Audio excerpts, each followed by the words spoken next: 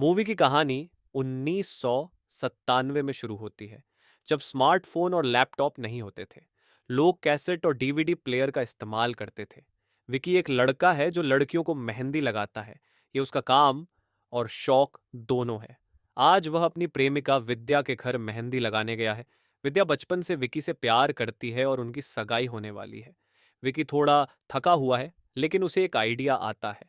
वह चाहता है कि विद्या दूल्हे के सामने अपने हाथों में मेहंदी दिखाए, जिसमें विकी का नाम छिपा होगा। विकी को पता चलता है कि अगर आज शादी नहीं हुई तो अगले 2 साल तक शादी का कोई मौका नहीं होगा। इसीलिए वह जल्दी जल्दी योजना बना रहा है। विकी और विद्या एक दूसरे से बहुत प्यार करते हैं, लेकिन किसी को नहीं पता विद्या की शादी जिस लड़के से हो रही है वह विकी का नाम मेहंदी में छिपा हुआ देखकर शक करने लगता है। विकी कहता है कि वे सिर्फ 2-3 बार मिले हैं। फिर विकी के दादाजी बोलते हैं कि वे कक्षा 5 में साथ पढ़ते थे।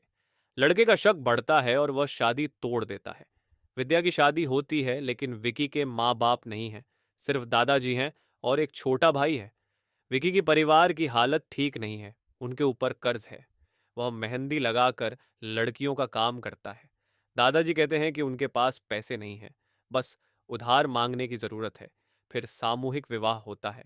विद्या के परिवार वाले मना करते हैं, लेकिन विकी उन्हें समझाता है कि वह एक मेहंदी आर्टिस्ट है और उसने कई लड़कियों को मेहंदी लगाई है। अगर वह खुद शादी नहीं करेगा तो यह अन्याय होगा। विकी कहता है कि उसके विधायक जी उसके बहुत करीब हैं और उसे सम्मान करते हैं, क्योंकि वह मेहंदी आर्टिस्ट बना है। विधायक सज्जन कुमार जी और उनके साले की शादी होती है। साला हमेशा सबकी फोटो और वीडियो बनाता रहता है। शादी के बाद सब लोग अलग अलग कमरों में जाते हैं, जो विधायक जी ने तैयार किए थे। फिर विद्या और विकी हनीमून मनाने गोवा जाने का फैसला करते हैं। विकी के ससुर ने विष्णु माता के लिए 2 टिकट ले रखे होते हैं, इसलिए उन्हें हाँ कहना पड़ता है। गोवा पहुंचने पर विकी विद्या से कहता है कि उसने एक पेपर में पढ़ा था कि कुछ लोग वीडियो बनाते हैं। वह चाहता है कि वे भी एक वीडियो बनाएं, ताकि उनके बीच प्यार बना रहे। विद्या पहले मना करती है, लेकिन गोवा में जगह जगह फोटो देखकर वह मान जाती है। इस तरह विकी और विद्या अपने प्यार को मजेदार बनाने की कोशिश करते हैं। विकी और विद्या अपने हनीमून पर बहुत मजेदार समय बिता रहे हैं। वे एक कैमरा लगाकर सब कुछ रिकॉर्ड करते हैं। अगले दिन जब वे कैमरा देखते हैं तो पता चलता है कि उन्होंने कितनी मस्ती की। विकी कहता है कि चलो इसे फिर से देखते हैं। विद्या पूछती है कि कब झगड़ा हुआ था। विकी मजाक में कहता है कि दूध का गिलास कहाँ है। विद्या कहती है कि खुद बना ले। फिर वे कैसेट चलाते हैं और मस्ती करने लगते हैं, लेकिन थोड़ी देर बाद सो जाते हैं। रात को घर में चोर आ जाते हैं। सुबह जब विकी बाहर जाता है तो उसे पता चलता है कि गैस का ओवन और कुछ कीमती सामान गायब हो गए हैं। बिट्टू का बेड भी चोरी हो गया है और किचन में रखा खाना भी चला गया है। फिर हम देखते हैं कि चंदा, जो विकी की बहन है, शादी से भाग रही है। दादाजी इस पर बहुत परेशान हैं, क्योंकि चंदा सिर्फ प्यार की बातों में विश्वास करती है। उसके मेकअप बॉक्स भी गायब हो गए हैं। इसके बाद वे पुलिस में शिकायत करते हैं और पुलिस आती है। पुलिस जब आती है तो वो पूछती है कि घर से क्या क्या चोरी हुआ है। सब लोग एक एक करके बताते हैं। काम वाली बाई चंदा भी कहती है कि उसकी मेकअप किट में बहुत महंगे सामान थे। पुलिस वाला चंदा को देखकर उसकी तरफ आकर्षित हो जाता है और उसे खुश करने की कोशिश करता है। वह कहता है, मैं आपकी रक्षा करूंगा। आपको कानून पर भरोसा नहीं है, लेकिन मैं आपको भरोसा दिला दूंगा। फिर जब विकी और विद्या से पूछा जाता है कि उनके घर से क्या चोरी हुआ, तो विकी बताने वाला होता है कि डीवीडी और कैसेट दोनों चोरी हुए हैं, लेकिन वह सिर्फ डीवीडी के बारे में ही बताता है। पुलिस वाला सोचता है कि कौन मेकअप बॉक्स और बच्चों का बैट चुरा सकता है। विकी और विद्या परेशान होते हैं, क्योंकि उनकी चीजें चोरी हो गई हैं और उनका घर बेइज्जती में पड़ गया है। विद्या विकी से बात नहीं कर रही, क्योंकि वह दुखी है। इस तरह उनका घर की इज्जत बाहर घूम रही है और वे दोनों खुद को बहुत बुरा महसूस कर रहे हैं। विक्की पूरे शहर में अलग अलग वीडियो की दुकानों पर जाता है और पूछता है कि कोई नया वीडियो आया है या नहीं। वह हर कैसेट को कैफे में जाकर देखता है, लेकिन उसे कुछ नहीं मिलता। इस बीच पुलिस वाला चंदा के साथ शादी के सपने देख रहा है। वह नदी किनारे गाना गा रहा है और शादी मना रहा है। विक्की को कोई उम्मीद नहीं दिखती और विद्या अपने मायके चली जाती है। वह विक्की से शादी का रिश्ता तोड़ने वाली होती है। विकी बहुत परेशान होता है और आत्महत्या करने की सोचता है, लेकिन विद्या उसे रोक लेती है। वह कहती है कि यह उनकी दोनों की गलती है और जितनी जल्दी वे इसे सुलझाएंगे, उतना ही अच्छा होगा। जब विकी पुलिस स्टेशन जाता है, तो उसे पता चलता है कि इंस्पेक्टर उसकी बहन के पीछे लगा हुआ है। एक कांस्टेबल उसे बताता है कि चोर बाजार जाकर देखो, वहां तुम्हें कुछ सबूत मिल सकता है। विकी चोर बाजार जाता है और वहां उसे अपने घर का एक सामान मिलता है। जब वह पूछता है कि यह सामान कहाँ से मिला, तो वह बताता है कि एक चोर ने उसे बेच दिया था और वह वेलकम होटल में रूम नंबर 105 पर रहता है। विक्की सोचता है कि इंस्पेक्टर को बताने का कोई फायदा नहीं, क्योंकि वह उसकी बहन के पीछे पड़ा हुआ है। विक्की खुद चोर से मिलने जाता है। वह दरवाजा खटखटाता है और अंदर जाता है, लेकिन चोर पहले से ही घायल पड़ा होता है। विक्की देखता है कि वहां डीवीडी रखी हुई है, लेकिन कैसेट गायब है। तभी पुलिस भी वहां आ जाती है और उन्हें पता चलता है कि चोर किस होटल में रहता है। एक मजेदार सीन में इंस्पेक्टर कहता है, हम पुलिस हैं, और विक्की अंदर से लेडीज की आवाज में कहता है, नहीं चाहिए। इंस्पेक्टर जवाब देता है, अरे हम सब्जी नहीं बेच रहे हैं। फिर विक्की भागने की कोशिश करता है, लेकिन पुलिस उसे पकड़ लेती है और जेल में डाल देती है। जेल में उसके दादाजी और विधायक जी आते हैं। विधायक जी कहते हैं, विक्की ऐसा लड़का नहीं है, वह ऐसा नहीं कर सकता। पुलिस इंस्पेक्टर कहता है कि वह विक्की को 10 साल से जानता है और वह किसी का मर्डर नहीं कर सकता। वे सोचते हैं कि चोर को मारने वाला कोई और हो सकता है। इस बीच विधायक जी के साले को डांट पड़ती है, क्योंकि उसकी गाड़ी चोरी हो गई थी, जिसमें कुछ महत्वपूर्ण कैसेट्स थे। रात में दादाजी को नींद नहीं आती और वह कभी कभी घर की काम वाली पर गिर जाते हैं। काम वाली बाई को विक्की अच्छे से पैसे नहीं देता और वह हमेशा घर छोड़ने की धमकी देती है। विक्की के घर में दो टेलीफोन हैं, जो एक दूसरे से जुड़े हुए हैं।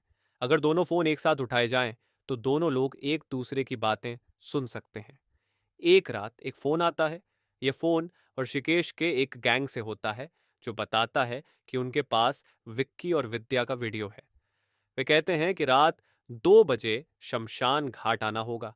दादाजी पहले फोन उठाते हैं और सोचते हैं कि उनका वीडियो वायरल हो गया है। जब दादाजी को कुछ समझ नहीं आता, तो वह फोन रखकर अपने कमरे में चले जाते हैं। फिर विद्या और चंदा दोनों फोन उठाती हैं और वही बात सुनती है।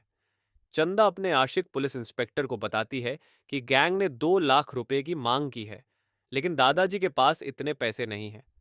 फिर भी दादाजी कुछ पैसे इकट्ठा करते हैं और विक्की को देते हैं। कहते हैं कि यह घर की इज्जत का सवाल है।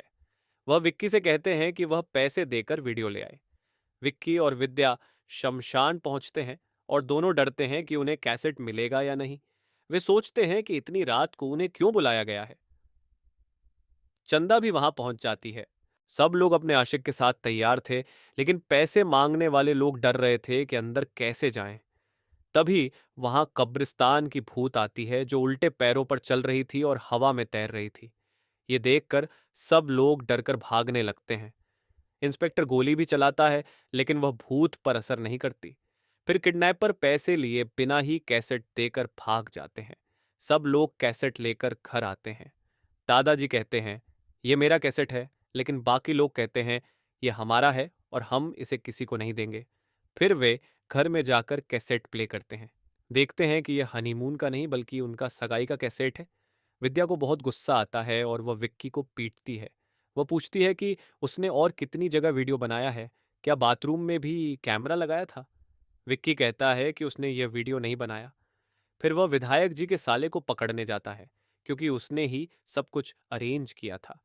इंस्पेक्टर भी उसके साथ जाता है, क्योंकि उसे लगता है कि उसके पास चंदा का वीडियो होगा। इंस्पेक्टर उसे पकड़कर जमकर पिटाई करता है। विधायक जी के साले सब कुछ बताना शुरू करते हैं।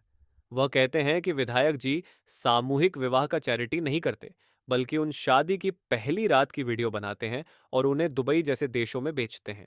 वह बताता है कि जिस चोर को पकड़ा गया था, उसने ही उनका कैसेट चुराया था, लेकिन उसे नहीं पता कि वह कैसे गया। वह कहता है कि उस दिन वह जीजा जी की गाड़ी चला रहा था और उसके पास सभी कैसेट्स थे। फिर सब लोग तय करते हैं कि चोर को पकड़ना होगा। विधायक जी फिर से एक सामूहिक विवाह का आयोजन करने वाले थे और दुबई का शेख भी आने वाला था, लेकिन इंस्पेक्टर उसे रास्ते में ही पकड़ लेता है और जेल में डाल देता है। इंस्पेक्टर बहरूपिया बनकर उस प्रोग्राम में चला जाता है। वहाँ बहुत डांस होता है और विक्की और विद्या भी खूब डांस करते हैं। विधायक जी उन लोगों से कहते हैं कि उनके लिए कमरा तैयार है, लेकिन उन्हें नहीं पता था कि उनकी बेटी की भी शादी उसी दिन हुई थी। विधायक जी को डर था कि उनकी बेटी की वीडियो बन जाएगी। विक्की कहता है कि विधायक जी अपनी बेटी को स्वीकार कर लेंगे। वह उन्हें बताता है कि मेहंदी में उनके कमरे का नंबर लिखा है, लेकिन विधायक जी को असली कमरे का पता नहीं था। इसी बीच बहरूपिया इंस्पेक्टर हार्ड डिस्क ले लेता है और विधायक जी से कहता है कि वह इसे सबके सामने प्ले करेगा। विधायक जी रोते हैं और कहते हैं, ये मत करो, इसमें मेरी घर की इज्जत है। तभी विधायक जी का बेटा वीडियो प्ले कर देता है। उनकी बेटी कमरे में होती है और वह माफी मांगती है। वह कहती है कि यह आपकी बेटी है और जो वीडियो आपने बनाया है वह भी किसी की बेटी का है। विक्की विधायक जी को पीटता है और कहता है कि आपने यह वीडियो शेख को बेचने की सोची। यह हमारी इज्जत है। एक मिडिल क्लास परिवार के लिए इज्जत सबसे कीमती चीज होती है। विक्की बताता है कि उन्होंने एक गलती की थी। उन्होंने सोचा था कि अपनी यादों को कैसेट में बंद करके रखेंगे, लेकिन नहीं सोचा था कि अगर यह गलत हाथों में चला गया तो क्या होगा। उन्होंने खुद को खत्म करने का भी सोचा। फिर विक्की सभी औरतों को सलाह देता है कि अपने पार्टनर के साथ अच्छे लम्हों की फोटो या वीडियो कभी भी अपने छोटे फोन या डीवीडी में न रखें। ऐसा करने से वीडियो वायरल हो सकता है और आप खुदकुशी करने पर मजबूर हो सकते हैं। विक्की कहता है कि लोग आस पड़ोस में क्या हो रहा है जानने के लिए बहुत उत्सुक होते हैं। एक वायरल वीडियो अगर बाहर आ गया तो लोगों की क्या हालत होगी। जब बात विधायक की बेटी पर आती है तब उसे समझ में आता है। पुलिस इंस्पेक्टर उसे जेल में डाल देता है और विक्की विद्या फिर से परेशान हो जाते हैं क्योंकि उनका पुराना हनीमून का वीडियो कहीं खो गया था। इतने भागदौड़ में उन्हें अपना वीडियो नहीं मिला। एक दिन विद्या घर में होती है और देखती है कि बिट्टू एक कैसेट से खेल रहा है। उस कैसेट पर विक्की ने माता के जगराता के गाने लिखे थे। तब विद्या को याद आता है कि यह वही कैसेट है जो हनीमून का है। वह खटिया के नीचे था और चोर ने जब डीवीडी चुराई थी तब वह कैसेट भी निकाल लाया था। वह पुराना डीवीडी प्लेयर भी खटिया के नीचे चला गया था। जब विद्या बिट्टू से कैसेट मांगने जाती है तो बिट्टू जो एक बच्चा है उसे लेकर बाहर चला जाता है और मोहल्ले में फेंक देता है। विद्या विक्की से कहती है कि वही उनका कैसेट है। फिर सब मिलकर उस कैसेट को ढूंढने निकल जाते हैं। इसी के साथ यह मूवी खत्म हो जाती है। अगर आपको यह वीडियो पसंद आया तो लाइक जरूर करें और चैनल को सब्सक्राइब करना न भूलें। हम और भी बेहतरीन मूवी एक्सप्लेनेशन लाने वाले हैं।